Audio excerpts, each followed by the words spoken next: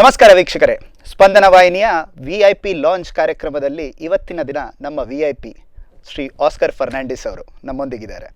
ಅವರ ಬಗ್ಗೆ ಈ ಒಂದು ಚಿಕ್ಕ ಪ್ಯಾಕೇಜನ್ನು ನೋಡೋಣ. ಅದರ ನಂತರ ಅವರೊಂದಿಗೆ ಹಲವಾರು ಪ್ರಶ್ನೆಗಳನ್ನು ನಾವು ಕೇಳಲಿಕ್ಕಿದ್ದೇವೆ. ಆಸ್ಕರ್ ಫರ್ನಾಂಡಿಸ್ ದೇಶದ ಚಿರಪರಿಚಿತ ರಾಜಕೀಯ ಮುತ್ಸದ್ದಿ. ಉಡುಪಿ ನಗರಸಭೆಯ ಸದಸ್ಯರಾಗಿ, ರಾಜೀವ್ ಗಾಂಧಿ ಪ್ರಧಾನಮಂತ್ರಿಯಾಗಿದ್ದಾಗ ಅವರ ಪ್ರಧಾನ ಕಾರ್ಯದರ್ಶಿಯಾಗಿ, ಕೇಂದ್ರ ಮಂತ್ರಿಗಳಾಗಿ ಅವರು ಈ ಹಿಂದೆ ಸೇವೆ ಸಲ್ಲಿಸಿದ್ದು, ಪ್ರಸ್ತುತ ಅವರು ನೂತನ ರಾಜ್ಯಸಭಾ ಸದಸ್ಯರಾಗಿ ಹಾಗೂ ಕಾಂಗ್ರೆಸ್ ಪಕ್ಷದ ರಾಷ್ಟ್ರೀಯ ನಾಯಕರಾಗಿ ಕಾರ್ಯನಿರ್ವಹಿಸ್ತಾ ಇದ್ದಾರೆ. ಈ ನಾಯಕನ ಕುರಿತು ಕಡಿಮೆ ತಿಳಿದ ವಿಚಾರ ಅಂತಂದ್ರೆ, ಇವರು ಸಂಸತ್ ಸದಸ್ಯರಾಗಿ ಮಾತ್ರವಲ್ಲದೆ ಸಮಾಜ ಸೇವಕರಾಗಿಯೂ ಸೇವೆ ಸಲ್ಲಿಸಿದ್ದಾರೆ. ಇವರ ಆಸಕ್ತಿಗಳಲ್ಲಿ ಕೃಷಿ, ಪಶುಸಂಗೋಪನೆ, ಸಂಗೀತ, ನೃತ್ಯ ಹಾಗೂ ಯೋಗ ಕೂಡ ಸೇರಿಕೊಂಡಿದೆ. 1941ರಲ್ಲಿ ಜನಿಸಿದ ಫರ್ನಾಂಡಿಸ್ ಉಡುಪಿಯ MGM ಕಾಲೇಜಿನ ವಿದ್ಯಾರ್ಥಿಯಾಗಿದ್ದರು. ರಾಜಕೀಯಕ್ಕೆ ಸೇರುವ ಮೊದಲು ವ್ಯವಹಾರ ಹಾಗೂ ಕೃಷಿ ಕ್ಷೇತ್ರಗಳಲ್ಲಿ ತಮ್ಮ ಕೈಯಾಡಿಸಿ ಅಲ್ಲೂ ಯಶಸ್ಸು ಕಂಡವರು. ಮಣಿಪಾಲದ ಸಿಂಡಿಕೇಟ್ ಕೃಷಿ ಸಂಸ್ಥೆಯಿಂದ ಅತ್ಯುತ್ತಮ ಕೃಷಿಕ ಎಂಬ ಮನ್ನಣೆಯನ್ನ ಕೂಡ ಪಡೆದವರು. ಉಡುಪಿಯ ಯುವಜನರಲ್ಲಿ ಓದುವಿಕೆಯ ಆಸಕ್ತಿ ಬೆಳೆಸುವ ಉದ್ದೇಶದಿಂದ ಇವರು ಪ್ರಾರಂಭಿಸಿದ ಜಾಲಿ ಕ್ಲಬ್ ಇವರ ಯಶಸ್ಸಿನ ಮೊದಲ ಮೆಟ್ಟಿಲು. ತದನಂತರ ಹಲವಾರು ಸಮಾಜ ಸೇವೆಯ ಕಾರ್ಯಗಳನ್ನು ನಡೆಸಿದ ಫರ್ನಾಂಡಿಸ್ ಉಡುಪಿ ಜನರ ಗೌರವಕ್ಕೆ ಪಾತ್ರವಾಗಿ ಸ್ಥಳೀಯ ಕಾಂಗ್ರೆಸ್ ಘಟಕದ ಸದಸ್ಯರಾಗಿ ಆಯ್ಕೆಯಾದರು. ಈ ಮೂಲಕ ರಾಜಕೀಯ ಪ್ರವೇಶಿಸಿದ ಆಸ್ಕರ್ ಫರ್ನಾಂಡಿಸ್ ಮತ್ತೆ ಹಿಂದಿರುಗಿ ನೋಡಲೇ ಇಲ್ಲ. 70-80ರ ದಶಕಗಳಲ್ಲಿ ಫರ್ನಾಂಡಿಸ್ ಅವರ ಉಡುಪಿಯ ಮನೆ ಡಾರಸ್ ರೆಸ್ಟ್ ಹೆವನ್ ಸಾಮಾನ್ಯರ ಸಮಸ್ಯೆಗಳಿಗೆ ಪರಿಹಾರ ನೀಡುವ ಕಚೇರಿಯಾಗಿ ಮಾರ್ಪಟ್ಟಿದ್ದ ವರದಿಗಳು ಇಂದಿಗೂ ಕೂಡ ಪ್ರಚಲಿತದಲ್ಲಿವೆ. ಉಡುಪಿಯ ಜನರ ಸರ್ಕಾರಿ ಅಥವಾ ವೈಯಕ್ತಿಕ ಸಮಸ್ಯೆಗಳಿಗೆ ಇಲ್ಲಿ ಕಾರ್ಯರೂಪದ ಸ್ಪಂದನೆ ದೊರೆಯುವುದಲ್ಲದೆ, ನೆರೆಹೊರೆಯಲ್ಲಿ ಅನಿರೀಕ್ಷಿತ ಸಮಸ್ಯೆಗಳು ಕಂಡುಬಂದಲ್ಲಿ ಫರ್ನಾಂಡಿಸ್ ಜನಸಾಮಾನ್ಯರಂತೆಯೇ ಅಲ್ಲಿ ತಲುಪಿ ನೆರವಾಗ್ತಾ ಇದ್ದರು. ಫರ್ನಾಂಡಿಸ್ ಅವರ ಜೀವನ ಶೈಲಿ ನಿರತ ಹಾಗೂ ವಿಶ್ರಾಂತಿ ಇಲ್ಲದ್ದಾಗಿದೆ. ಮಧ್ಯರಾತ್ರಿಯವರೆಗೆ ಅವರನ್ನ ಮಾತನಾಡಿಸಲು ತೊಡಗಿದ್ರೆ ಅದೇ ನಗುಮುಖ ಹಾಗೂ ತಾಳ್ಮೆಯೊಂದಿಗೆ ನಮ್ಮ ಮಾತುಗಳಿಗೆ ಸ್ಪಂದಿಸುತ್ತಾರೆ. ಜನರೊಂದಿಗೆ ಬೆರೆಯುವ, ಸ್ನೇಹ ಬೆಳೆಸುವ ಇವರ ಹಸನ್ಮುಖಿ ವ್ಯಕ್ತಿತ್ವ ಯಾವುದೇ ರೀತಿಯ ತಾರತಮ್ಯಗಳನ್ನ ಗುರುತಿಸುವುದಿಲ್ಲ. ಸಾಮಾಜಿಕ ಕಳಕಳಿಯುಳ್ಳ ಫರ್ನಾಂಡಿಸ್ರದ್ದು ಬಹುಮುಖ ವ್ಯಕ್ತಿತ್ವ. ರಾಜಕೀಯಕ್ಕೆ ಮಾತ್ರ ಸೀಮಿತವಾಗಿರದೆ ಕ್ರೀಡೆ, ಸಂಗೀತ, ನೃತ್ಯ ಹಾಗೂ ಇತರ ಕಲಾಕ್ಷೇತ್ರಗಳಲ್ಲಿಯೂ ಕೂಡ ಇವರು ಆಸಕ್ತಿ ತೋರಿದ್ದಾರೆ. ಕಬಡ್ಡಿ, ಈಜು, ಕೂಚಿಪುಡಿ, ಹಾರ್ಮೋನಿಯಂ, ಕೀಬೋರ್ಡ್ ಹಾಗೂ ತಬ್ಲಾಗಳಲ್ಲಿಯೂ ಪ್ರತಿಭೆಯುಳ್ಳ ಫರ್ನಾಂಡಿಸ್ ಇಂದಿಗೂ ಸಮಯ ಸಿಕ್ಕಾಗ ಚರ್ಚ್ ಕಾಯರ್ಗಳಲ್ಲಿ ಹಾಡುತ್ತಾರೆ. 75ರ ಹರೆಯದ ಈ ನಾಯಕನಿಗೆ ಉಡುಪಿ ಮಾತ್ರವಲ್ಲದೆ ದೇಶದೆಲ್ಲೆಡೆ ಅಭಿಮಾನಿಗಳಿದ್ದಾರೆ. ಕರಾವಳಿ ಕರ್ನಾಟಕದಲ್ಲಿ ಆಸ್ಕರಣ್ಣ ಎಂದೇ ಸಂಬೋಧಿಸಲ್ಪಡುವ ಇವರು ಎಂದಿಗೂ ಯುವಕರಂತೆ ಜೀವನ ಶೈಲಿಯುಳ್ಳ, ಹಾಸ್ಯ ಪ್ರವೃತ್ತಿಯುಳ್ಳ ನಾಯಕ. ಎಸ್ ಸರ್, VIP ಲಾಂಚ್ ಅನ್ನೋ ಒಂದು ಕಾರ್ಯಕ್ರಮಕ್ಕೆ ನೀವು ಬಂದಿದ್ದೀರಿ. ತಮಗೆ ಸ್ವಾಗತ. ಹಾಗೂ ತಮ್ಮ ಅರ್ಧಾಂಗಿ ಅಂತ ಹೇಳ್ಬೋದು, ಬ್ಲಾಸಮ್ ಮೇಡಮ್ ಒಟ್ಟಿಗೆ ಬಂದಿದ್ದೀರಿ. ತಮಗೆ ಸ್ಪಂದನ ವಾಹಿನಿಯಿಂದ ಸ್ವಾಗತ ಮಾಡ್ತಾ ಇದ್ದೇವೆ ಮೇಡಮ್. ನಾವು ಈಗಾಗಲೇ ನೋಡಿದ್ವಿ, ತಾವು ಜಾಲಿ ಕ್ಲಬ್ ಎಂಬ ಒಂದು ಸೋಷಲ್ ಸರ್ವಿಸ್ ಆರ್ಗನೈಸೇಷನಿಂದ ಇವತ್ತು ಪ್ರಾಯಶಃ 2022ರ ತನಕ ತಾವು ಪಾರ್ಲಿಮೆಂಟೇರಿಯನ್ ಆಗಿದ್ದರೆ, ತಾವು ಅತಿ ಹೆಚ್ಚು ಸಲ ಪಾರ್ಲಿಮೆಂಟನ್ನು ರೆಪ್ರೆಸೆಂಟ್ ಮಾಡಿರುವಂಥ ಒಬ್ಬರು MP ಆಗ್ತೀರಿ. ಹೇಗಿತ್ತು ಸರ್ ಈ ಜೀವನ? ಪ್ರಾಯಶಃ ನಾವು ಶುರು ಮಾಡಿದ್ದು ಜನರ ಕಷ್ಟದ ದಿನಗಳಲ್ಲಿ, ನಮ್ಮಲ್ಲಿ ಜನರಿಗೆ ಕುಡಿಯಲಿಕ್ಕೂ ನೀರಿಲ್ಲದಾಗ ನಾವು ನಮ್ಮ ನೆರೆಮನೆಯಲ್ಲಿ ಪ್ರತಿಯೊಬ್ಬರ ಬಾವಿಯಲ್ಲಿ ಕೆಸರನ್ನು ತೆಗೆದು ನೀರು ಬರುವ ಕೆಲಸ ಪ್ರಾರಂಭ ಮಾಡಿದ್ದು. ಆಗ ಎಷ್ಟು ಜನರ ಮನೆಯಲ್ಲಿ ನೀರಿರಲಿಲ್ಲ, ಆ ಎಲ್ಲ ಮನೆಗಳಿಗೆ ನಾವು ಹೋಗಿ ಅಲ್ಲಿ ಯಾರು ಯುವಕರಿದ್ದಾರೆ ಅವರನ್ನು ನಮ್ಮೊಟ್ಟಿಗೆ ಸೇರಿಸಿಕೊಂಡು ಕೆಲಸ ಪ್ರಾರಂಭ ಮಾಡಿದ್ದೇ ಅಲ್ಲಿಂದ ನಮ್ಮ ಯುವ ಸಂಘಟನೆಗೆ ಶಕ್ತಿ ದೊರಕಿತು. ಖಂಡಿತ ಅದು ಅಲ್ಲಿಯೇ ನಿಲ್ಲಿಲ್ಲ, ಅದು ಮತ್ತೆ ಸ್ಪೋರ್ಟ್ಸಿನಲ್ಲಿ ಪರಿವರ್ತನೆ ಆಯಿತು. ಸ್ಪೋರ್ಟ್ಸಿನಲ್ಲಿ ಪರಿವರ್ತನೆ ಆದಮೇಲೆ ಯಾರ ಮನೆಯಲ್ಲಿ ಮದುವೆ ಇದೆ ಆ ಮನೆಗೆ ನಾವು ದೊಂಪ ಅಂತ ಹೇಳ್ತೇವೆ, ತುಳಿನಲ್ಲಿ ಚಪ್ಪರ ಕಟ್ಟುವಂಥ ಕೆಲಸ. ಯಾರ ಮನೆಯಲ್ಲಿ ಸಾವಿದೆ ಅಲ್ಲಿ ಸಾವಿಗೆ ನೆರವಾಗುವಂಥದ್ದು, ಎಲ್ಲಿ ಜನರು ಹುಷಾರಿಲ್ಲ ಅವರಿಗೆ ಒದಗಿ ಬರುವಂಥ ಇಂಥ ವಿವಿಧ ಚಟುವಟಿಕೆಗಳಲ್ಲಿ ನಮ್ಮ ಎಲ್ಲ ಕ್ಲಬ್ಬಿನ ಸದಸ್ಯರು ಸೇರಿಕೊಂಡರು. ವಿಶೇಷವಾಗಿ ದೀಪಾವಳಿ ಕ್ರಿಸ್ಮಸ್, ರಂಜಾನ್ ಹಬ್ಬಗಳು, ಈ ಹಬ್ಬಗಳಲ್ಲಿ ನಾವು ಎಲ್ಲರೂ ಒಟ್ಟಿಗೆ ಸೇರಿ ಎಲ್ಲ ಹಬ್ಬಗಳನ್ನು ಆಚರಿಸಿದ ನೆನಪು ನನಗೆ ಆಗ್ತಾಯಿದೆ. ಖಂಡಿತ. ಇದರಿಂದಾಗಿ ಒಂದು ರೀತಿಯಲ್ಲಿ ಜನರ ಮುಂದೆ ಸೌಹಾರ್ದತೆ, ಜನರ ಕಷ್ಟಕ್ಕೆ ಒದಗಿ ಬರುವಂಥದ್ದು, ತನ್ಮೂಲಕ ನಮ್ಮದೇ ಸಮಸ್ಯೆಗಳಿದ್ದರೆ ಅದಕ್ಕೆ ಪರಿಹಾರ.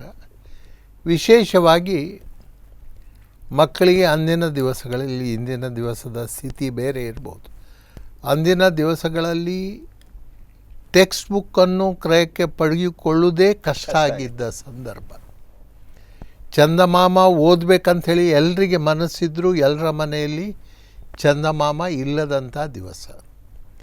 ದಿನಪತ್ರಿಕೆ ಓದಬೇಕಾದ್ರೆ ಅವಕಾಶ ಇಲ್ಲದಂಥ, ಇವತ್ತು ಒಂದು ಮನೆಯಲ್ಲಿ 3-4 ದಿನಪತ್ರಿಕೆಗಳಿದ್ದರೆ ಆಗ 10 ಮನೆಗಳಲ್ಲಿ ಒಂದು ಮನೆಯಲ್ಲಿ ದಿನಪತ್ರಿಕೆ ತರುವಂಥ ಸಾಧ್ಯತೆ ಇಲ್ಲದ ಹೊತ್ತಿಗೆ ಯಾರ ಮನೆಯಲ್ಲಿ ಯಾವ ಪತ್ರಿಕೆ ಇದೆ, ಯಾವ ಮ್ಯಾಗ್ಝೀನ್ ಇದೆ, ಅದನ್ನೆಲ್ಲ ಸಾಯಂಕಾಲ ನಾವು ತಂದು ಜಾಲಿ ಕ್ಲಬ್ಬಿನ ಟೇಬಲ್ನ ಮೇಲೆ ಹಾಕಿ ಅಲ್ಲಿರುವ ಎಲ್ಲ ಮಕ್ಕಳಿಗೆ ಎಲ್ಲ ಪುಸ್ತಕಗಳು ಒದಗುವಂಥ ಒಂದು ಅವಕಾಶ ನಾವು ಮಾಡಿಕೊಟ್ಟದ್ದು. ಪ್ರಾಯಶಃ ಅದು ಮುಂದೆ ಅವರ ವಿದ್ಯಾಭ್ಯಾಸಕ್ಕೂ ಕೂಡ ಒದಗಿ ಬಂತು.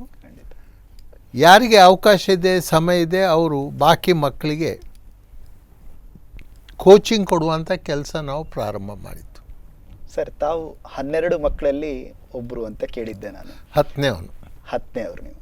ಓಕೆ ಸರ್, ತಾವು 12ರಲ್ಲಿ 10ನೇವನು. 10ನೇವರು ನೀವು. ಸರ್, ತಾವು ಪ್ರಾಯಶಃ ನಿಮ್ಮ ಎಲ್ಲ ಬ್ರದರ್ಸ್ಗಳು ನಾನು ಕೇಳಿರೋ ಹಾಗೆ ಪೋಸ್ಟ್ ಗ್ರ್ಯಾಜುಯೇಟನ್ನು ಕಲ್ತಿದ್ದಾರೆ. ತಾವು ಇಂಟರ್ಮೀಡಿಯೇಟನ್ನು ಕಲ್ತ್ರಿ. ಆದರೆ ನನಗೆ ಗೊತ್ತಿರೋ ಹಾಗೆ ತಾವು ಎಷ್ಟೋ ಜನರಿಗೆ ಪೋಸ್ಟ್ ಗ್ರ್ಯಾಜುಯೇಟನ್ನು ಮಾಡಿ ನೀವು ಖಾಲಿ ಇಂಟರ್ಮೀಡಿಯೇಟಲ್ಲೇ ತೃಪ್ತಿ ವಹಿಸಬೇಕಾಯಿತು ಅಂತ ಕಾಣ್ತಾ ಇದೆ.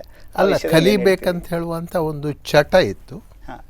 ಅದರಿಂದ ಕಾಲೇಜಿನ ಮಕ್ಕಳ ಪುಸ್ತಕಗಳನ್ನು ಬಾರೋ ಮಾಡಿ ಕಡೆಗೆ ನಾನು ಕೋಚಿಂಗ್ ಅವರಿಗೆ ಕೊಡುವಂಥ ಅವಕಾಶ ಒದಗಿ ಬಂತು. ನಾನು ಯಾವಾಗ ಮಂತ್ರಿಯಾಗಿದ್ದೆ ಆ ಸಂದರ್ಭದಲ್ಲಿ ಸೌತ್ ಆಫ್ರಿಕಾದಿಂದ ಒಬ್ಬ ಯುವಕ ನನಗೆ ಫೋನ್ ಮಾಡಿ ಹೇಳಿದ್ರು, ಸರ್ ನಿಮಗೆ ನೆನಪುಂಟ, ನೀವು ನನಗೆ ಕೋಚಿಂಗ್ ಕೊಟ್ಟಿದ್ರಿ ಅಂತ ಹೇಳುವಂಥ ಮಾತನ್ನು ನೆನಪು ಮಾಡಿಕೊಟ್ರು. ಪ್ರಾಯಶಃ ಎಷ್ಟೋ ವಿದ್ಯಾರ್ಥಿಗಳಿಗೆ ಕೋಚಿಂಗ್ ಕೊಡುವಂಥ ಒಂದು ಸಂದರ್ಭ ಬಂದದ್ದು. ಅದು ಪ್ರಾಯಶಃ ಇವತ್ತು ನಾನು ಏನಾದರೂ ನಾಲೆಜ್ ಪಡ್ಕೊಂಡಿದ್ರೆ ಯಾವುದೇ ಫೀಲ್ಡ್ನಲ್ಲಿ, ಅದು ನಾನು ವಿದ್ಯಾಭ್ಯಾಸದಲ್ಲಿ ಆಸಕ್ತಿ ತೋರಿಸಿದ ನೆಲೆಯಲ್ಲಿ ಅಂತ ಹೇಳಲಿಕ್ಕೆ ಬಯಸ್ತಾ ಇದ್ದೆ. ಖಂಡಿತ. ಸರ್, ಆ ಜಾಲಿ ಕ್ಲಬ್ಬಿಂದ 2 ಸಲ KPCC ಅಧ್ಯಕ್ಷರಾಗಿ, AICC ಜನರಲ್ ಸೆಕ್ರೆಟರಿ ಆಗಿ, ಅದರ ನಂತರ ಲಾಂಗೆಸ್ಟ್ ಸರ್ವಿಂಗ್ ಪಾರ್ಲಿಮೆಂಟೇರಿಯನ್ ಅಂತ ಏನು ಹೇಳಿಸ್ಕೊಳ್ತಾ ಇದ್ದೀರಾ, ಆ ಪೊಲಿಟಿಕಲ್ ಜರ್ನಿ ಹೇಗೆ ಪ್ರಾರಂಭ ಆಯಿತು?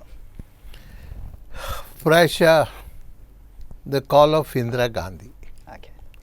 ದೇಶದಲ್ಲಿ ಬರಗಾಲ ಬಂದಾಗ ನಾವು ಜಾಲಿ ಕ್ಲಬ್ನ ಯುವಕರು ಒಟ್ಟಿಗೆ ಸೇರಿ ಜನರಿಗೆ ಅಕ್ಕಿ ವಿತರಣೆ ಮಾಡುವಂಥ ಕೆಲಸ ಮಾಡ್ತೀವಿ. ನಮ್ಮ ಹಿರಿಯರು ಹೇಳಿದರು, ನಿಮಗೆ ಅಕ್ಕಿ ನಾವು ಕೊಡ್ತೇವೆ, ಜನರಿಗೆ ನೀವು ವಿತರಣೆ ಮಾಡಬೇಕಂತೆ. ಆಗ ದೇಶದಲ್ಲಿ ಬರಗಾಲ ಬಂದು ವೆಸ್ಟ್ ಬೆಂಗಾಲ್ನಲ್ಲಿ ಬಹುತೇಕ ಜನರು ಮರಣ ಹೊಂದಿದ ನಿದರ್ಶನ ಕೂಡ ನಾವು ನೋಡಿದ್ದೇವೆ. ಆಗ ಭಾರತ ಅಮೇರಿಕವನ್ನು ಅಪ್ರೋಚ್ ಮಾಡಿತ್ತು. ಅಮೇರಿಕದ ಕಾರ್ಯಕ್ರಮ ಇತ್ತು PL 480 ಅಂಥೇಳಿ. ಅಮೇರಿಕದವರು ಹೇಳಿದರು, ಇಂದಿರಾ ಗಾಂಧಿಯವರು ಆಗ ದೇಶದ ಪ್ರಧಾನಮಂತ್ರಿ ಆದವರು, ರಿಚರ್ಡ್ ನಿಕ್ಸನ್ ಅಮೇರಿಕದ ಅಧ್ಯಕ್ಷರಾಗಿದ್ದರು. ರಿಚರ್ಡ್ ನಿಕ್ಸನ್ ಇಂದಿರಾ ಗಾಂಧಿಗೆ ಹೇಳಿದರು, ನಿಮಗೆ ಏನು ಬೇಕಾದರೂ ನೆರವು ನಾವು PL 480ಯಲ್ಲಿ ಕೊಡ್ತೇವೆ, only thing is you will have to go by our policy, ನಾವು ಏನು ಹೇಳ್ತೇವೆ ನೀವು ಅದನ್ನು ಮಾಡಬೇಕಂತ. ಇಂದಿರಾ ಗಾಂಧಿ ಅಂದು ಹೇಳಿದ ಮಾತು ನನಗೆ ನೆನಪಾಗ್ತಾ ಇದೆ, ನೀವು ನಮಗೇನು ಕೊಡಿದ್ರೂ ತೊಂದರೆ ಇಲ್ಲ, ನಾವು ಒಂದು ದೊರೆಯನ್ನು ಕಳಿಸಿಯಾಗಿದೆ, ಬ್ರಿಟಿಷರನ್ನು ಕಳಿಸಿಯಾಗಿದೆ, ಮತ್ತೊಂದು ದೊರೆ ಅಂತ ಹೇಳಿದ್ರೆ we do not want to bring the Yankees here ಅಂತ ಹೇಳುವಂಥ ಮಾತು ನನಗೆ ನೆನಪಾಗ್ತಾ ಇದೆ. ಟೈಟನ್ ಯುವರ್ ಬೆಲ್ಟ್ಸ್ ಅಂತ ಹೇಳಿ ಇಂದಿರಾ ಗಾಂಧಿಯವರು ಯೂಸ್ ಮಾಡಿದ ಒಂದು ಶಬ್ದ ಅಂತ ಹೇಳಿದ್ರೆ, ಸೊಂಟ ಕಟ್ಟಿ ನಾವು ಕೆಲಸ ಮಾಡೋಣ, ದೇಶದ ಸಮಸ್ಯೆಯನ್ನು ಈಗೊಳಿಸೋಣ ಅಂತ ಹೇಳಿದಾಗ ನಾನು ನನ್ನೊಟ್ಟಿಗೆ ಹಲವಾರು ಯುವಕರು ನಾವು ನೇರವಾಗಿ ಪಬ್ಲಿಕ್ ಜಾಗ ಎಲ್ಲಿದೆ ಉಡುಪಿಯಲ್ಲಿ ಅಲ್ಲಿ ಎಲ್ಲ ತರಕಾರಿ ಬೆಳೆಸಲಿಕ್ಕೆ ಶುರು ಮಾಡಿತ್ತು, ಗಿಡ ನೆಡಲಿಕ್ಕೆ ಶುರು ಮಾಡಿತ್ತು. ಮತ್ತು ನಾನು ಕೃಷಿಯನ್ನೇ ಪ್ರಾರಂಭ ಮಾಡುವಂಥ ಅವಕಾಶ ಬಂತು. ಸರ್, ತಮ್ಮ ಕೃಷಿ ಪ್ರೇಮದ ಬಗ್ಗೆ ಕೇಳಿದ್ದೆ. ತಾವು ಖಾಲಿ ತಮ್ಮ ಕಾಪೆಟ್ಟು ಅಲ್ಲಿರುವಂಥ ಒಂದು ಪ್ರದೇಶದಲ್ಲಿ ಮಾತ್ರ ಅಲ್ಲದೆ ತಮ್ಮ ನೆರೆಮೆರೆಯಲ್ಲಿರುವಂಥ ಎಲ್ಲ ಪ್ರದೇಶಗಳಲ್ಲೂ ತಾವೇ ಪ್ಲೋ ಮಾಡ್ತಾ ಇದ್ರಿ ಅಂತ ಕೇಳಿದ್ದೆ ನಾನು. ನನ್ನ ಹತ್ರ ಒಂದು ಜೋಡು ಕೋಣ ಇತ್ತು. ಸೊ ಕೋಣ ಇದ್ದಾಗ ಅದು ಕೇವಲ ಮಳೆಗಾಲದ ಕೆಲವೇ ದಿವಸ ನಾವು ಅದನ್ನು ಉಳ್ಳಿಕ್ಕಾಗ್ತದೆ. ಕರೆಕ್ಟ್.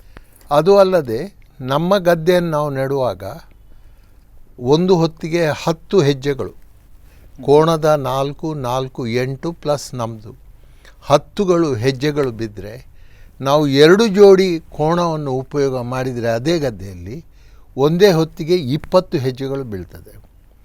ಅದೇ ಹೊತ್ತಿಗೆ 3 ಜೋಡಿ ಕೋಣಗಳನ್ನು ಉಪಯೋಗಿಸಿದರೆ ಅಲ್ಲಿಗೆ 3 ಪಾಲಿನಷ್ಟು ಹೆಜ್ಜೆಗಳು ಬೀಳ್ತದೆ.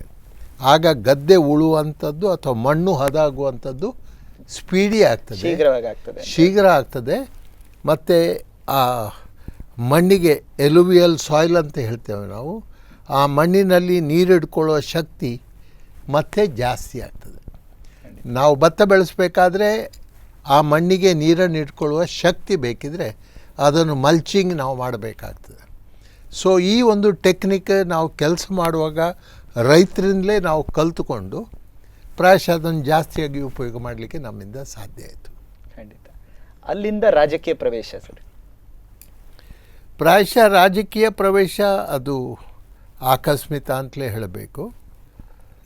ನಮ್ಮ ಊರಿನಲ್ಲಿ ಮುನ್ಸಿಪಲ್ ಚುನಾವಣೆಗಳು 72ರಲ್ಲಿ ಬಂದಿತ್ತು.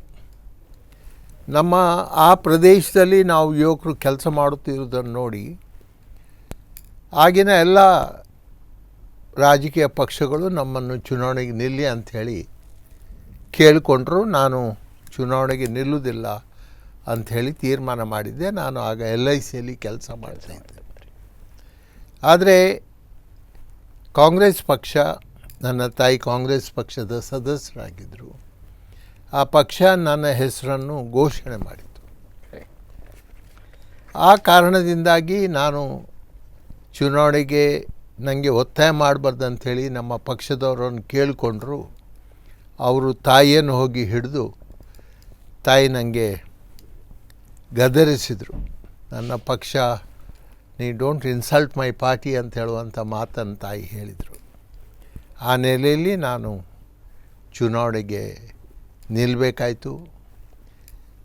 ಆ ಸಂದರ್ಭದಲ್ಲಿ ಜನಸಂಘ ಉಡುಪಿಯಲ್ಲಿ ಬಹಳ ಪ್ರಬಲವಾಗಿತ್ತು. ಅವರು ಪ್ರಾಯಶಃ 21 ಸ್ಥಾನಗಳಲ್ಲಿ ಗೆದ್ದರೆ ನಾವು ಕೇವಲ 4 ಸ್ಥಾನದಲ್ಲಿ ಗೆಲ್ಲಲಿಕ್ಕೆ ನಮಗೆ ಸಾಧ್ಯ ಆಯಿತು. ನಮ್ಮ ಟೀಮ್, ನಾವು ಒಂದು ಡಿವಿಷನ್ನಲ್ಲಿ ಏನಿದ್ದೇವೆ 3 ಜನ ನಿಂತಿತ್ತು. ನಾನು, ಭಾಸ್ಕರ್ ಪ್ರಭು, ಕೃಷ್ಣಮೂರ್ತಿ ಆಚಾರ್ಯ, ನಾನು. ಮತ್ತೊಂದು ಡಿವಿಷನ್ನಲ್ಲಿ ಡಾಕ್ಟರ್ ಕುಂದರ್ ಅಂಥೇಳಿ ಅವರೊಬ್ಬರು ಮಿಷನ್ ಕಾಂಪೌಂಡ್ನಲ್ಲಿ ಅವರೊಬ್ಬರೇ.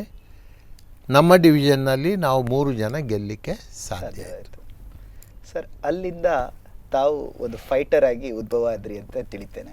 ಯಾಕಂದರೆ ಮೊದಲನೇ ಬಾರಿಗೆ TA ಪೈ ಅವರಿಗೆ ಸೋಲಿಸಿದ್ರಿ, ಆಮೇಲೆ KS ಹೆಗ್ಡೆ ಅವರಿಗೆ ಸೋಲಿಸಿದ್ರಿ. ಕಾಂಗ್ರೆಸ್ ಪಕ್ಷಕ್ಕೆ ನೀವು ಒಂದು ದೃಢವಾದಂಥ ಒಂದು ಲೀಡರ್ ಈ ಭಾಗದಲ್ಲಿ ಬೆಳೆದ್ರಿ. ಅದು ಹೇಗಾಯಿತು ಸರ್? ಪ್ರಾಯಶಃ ನಾನು ಲೀಡರ್ ಆಗಿ ಬೆಳೆದದ್ದಲ್ಲ. ನನಗೆ ಈ ಪ್ರಶ್ನೆ ನಾನು ಡೆಲ್ಲಿಯಲ್ಲಿ ಹೋದಾಗ ಕೇಳಿದರು, ನೀವು ಒಬ್ಬರನ್ನು ಸೋಲಿಸ್ಬೋದಾ ಅಂತ. ನಾನು ಹೇಳಿದೆ, ನಾನು ಸೋಲಿಸುವ ಪ್ರಶ್ನೆ ಅಲ್ಲ. ಇಂದಿರಾ ಗಾಂಧೀಜಿಯವರ ಒಂದು ಇಮೇಜ್, ಅವರ ಸ್ಟೇಚರ್, ಜನರ ಬೆಂಬಲ ಅವರಿಗೆ ಇರುವಂಥದ್ದು, ಇದರ ಎದುರಿಗೆ ಯಾವ ಶಕ್ತಿಯೂ ಗೆಲ್ಲಲಿಕ್ಕೆ ಸಾಧ್ಯ ಇಲ್ಲ. ಅದು ನಾನು ಮಾತ್ರ ಅಲ್ಲ, ಯಾವುದೇ ಒಬ್ಬ ಕಾಂಗ್ರೆಸ್ ಕಾರ್ಯಕರ್ತ ನೆಲೆಸಿದ್ರು ಕೂಡ ಅಂದಿನ ದಿನದಲ್ಲಿ ಅವರಿಗೆ ಗೆಲ್ಲುವ ಸಾಧ್ಯತೆ ಇತ್ತು. ನಮ್ಮ ಪಕ್ಷದ ಧುರೀಣರು, ನಮ್ಮ ಪಕ್ಷದ ಕಾರ್ಯಕರ್ತರು ನನ್ನನ್ನು ನಿಲ್ಲಿಕ್ಕೆ ಹೇಳಿದ್ದಾರೆ. ನೀವು ನನಗೆ ಟಿಕೆಟ್ ಕೊಟ್ಟರು ಕೊಡದಿದ್ರು ವ್ಯತ್ಯಾಸ ಏನಿಲ್ಲ, ಕಾಂಗ್ರೆಸ್ ಪಕ್ಷ ಅಲ್ಲಿ ಗೆಲ್ಲುವುದು ಖಂಡಿತ ಅಂತ ಹೇಳಿದಾಗ ಅವರು ಮುಖ ಎತ್ತಿ ನನ್ನನ್ನು ನೋಡಿ ಮತ್ತೆ ನನಗೆ ಚುನಾವಣೆಗೆ ನಿಲ್ಲಲಿಕ್ಕೆ ಶ್ರೀಮತಿ ಇಂದಿರಾ ಗಾಂಧಿಯವರೇ ನೇರವಾಗಿ ತೀರ್ಮಾನವನ್ನು ತೆಗೆದುಕೊಂಡದ್ದನ್ನು ನಾನು ಸ್ಮರಿಸ್ತಾ ಇದ್ದೇನೆ. ವೀಕ್ಷಕರೇ, ಇನ್ನಷ್ಟು ಆಸ್ಕರ್ ಫರ್ನಾಂಡಿಸ್ ಅವರಿಗೆ ಮಾತಾಡಲಿಕ್ಕಿದೆ. ಅದಕ್ಕಿಂತ ಮುನ್ನ ಒಂದು ಚಿಕ್ಕ ವಿರಾಮವನ್ನು ತಗೊಳ್ಳೋಣ.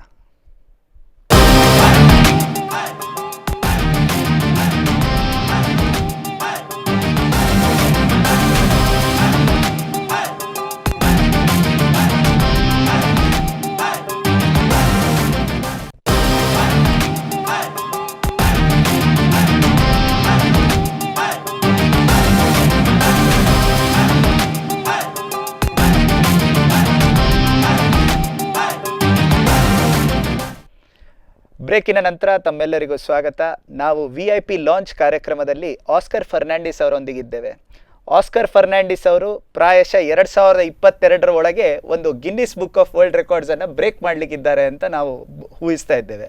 ಯಾಕೆಂತ ಹೇಳಿದರೆ ಈ ಪ್ರದೇಶದ ಅಥವಾ ಭಾರತದ ಅತಿ ಹೆಚ್ಚು ಸಲ ಪಾರ್ಲಿಮೆಂಟನ್ನು ರೆಪ್ರೆಸೆಂಟ್ ಮಾಡಿದವರು ಯಾರಾದರೂ ಇದ್ದರೆ ಅವರು ಆಸ್ಕರ್ ಫರ್ನಾಂಡಿಸ್ ಅವರು ಆಗ್ತಾರೆ ಅಂತ ತಿಳಿದಿದ್ದೇವೆ. ಅವರೊಂದಿಗೆ ಮತ್ತಷ್ಟು ಮಾತಾಡೋಣ. ಸರ್, ತಾವು US ಮಲ್ಯ ಅವರು ಜವಾಹರ್ಲಾಲ್ ನೆಹರುಗೆ ಹೇಗೆ ಆತ್ಮೀಯರಾಗಿದ್ದರೋ ಅದೇ ರೀತಿ ಆಸ್ಕರ್ ಫರ್ನಾಂಡಿಸ್ ಅವರು ಸೋನಿಯಾ ಗಾಂಧಿ ಅವರಿಗೆ ಆತ್ಮೀಯರು ಅಂತ ನಾನು ಕೇಳಿದ್ದೆ. ಈ ವಿಷಯದಲ್ಲಿ ಏನಾದರೂ ಹೇಳಲಿಕ್ಕೆ ಇಷ್ಟಪಡ್ತೀರಾ? ಇಂದಿರಾಜಿಯವರು ಯಾವಾಗ ನನಗೆ ಚುನಾವಣೆ ನಿಲ್ಲಕ್ಕೆ ಅವಕಾಶ ಕೊಟ್ಟರು, ಪ್ರಾಯಶಃ 1 ವರ್ಷದೊಳಗೆ ಸಂಜಯ್ ಗಾಂಧೀಜಿಯವರ ಮೃತ್ಯು ಆಯಿತು ಆಕ್ಸಿಡೆಂಟ್ನಿಂದ, ಏರ್ ಕ್ರ್ಯಾಶಿನಿಂದ.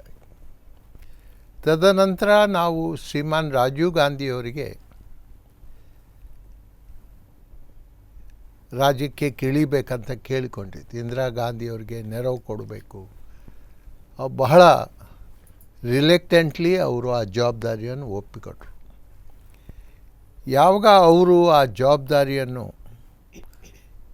ನಿರ್ವಹಿಸಿಕೊಂಡ್ರು, ಆ ಸಂದರ್ಭದಲ್ಲಿ ಒಂದು ಯುವ ಟೀಮನ್ನು ಅವರು ಕಟ್ಟಿದರು. ಅವರು ನನಗೆ ಅವರ ಟೀಮ್ನಲ್ಲಿ ಕೆಲಸ ಮಾಡಲಿಕ್ಕೆ ಕೇಳಿಕೊಂಡ್ರು. ನನಗೆ ಅಂದು ರಾಜಕೀಯ ಜಾಸ್ತಿ ಗೊತ್ತಿರಲಿಲ್ಲ. ನಾನು ಅವ್ರಿಗೆ ಹೇಳಿದೆ, ಸರ್, ನಾನು ಪಾರ್ಲಿಮೆಂಟಿಗೆ ಚುನಾವಣೆ ಆಗಿ 1 ವರ್ಷ ಆಗಿದೆ,